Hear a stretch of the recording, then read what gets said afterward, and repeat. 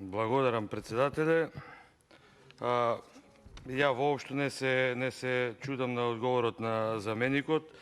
Како и до сега, така и од сега Гази Баба е заборавена од оваа влада и мислам дека и другите амандмани ќе бидат одбиени.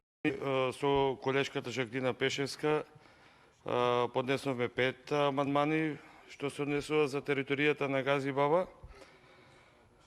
За помош од владата, меѓутоа, како што реков, оваа влада има заборавено Гази Баба, но затоа сме тука ние пратениците и новиот градоначалник на Гази Баба, па еве со собствени средства вчера започната е третата фаза за изградба на фекалната канализација, инвестиција вредна 8 милиони денари, и со третата фаза ќе се изгради нова канализациона мрежа во должина од 1000 метри. Значи можело да се работи.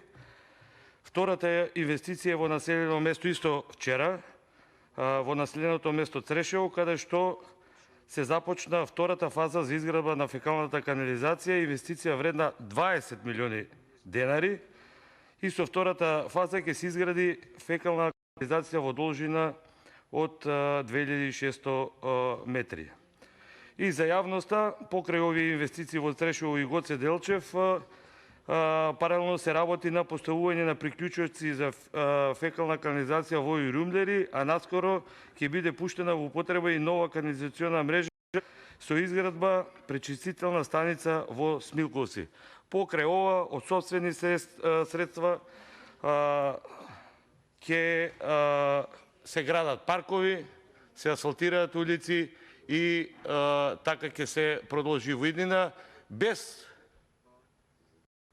од парламентарното мнозинство и од оваа влада кога се однесува за општина Гази Баба. Благодарам.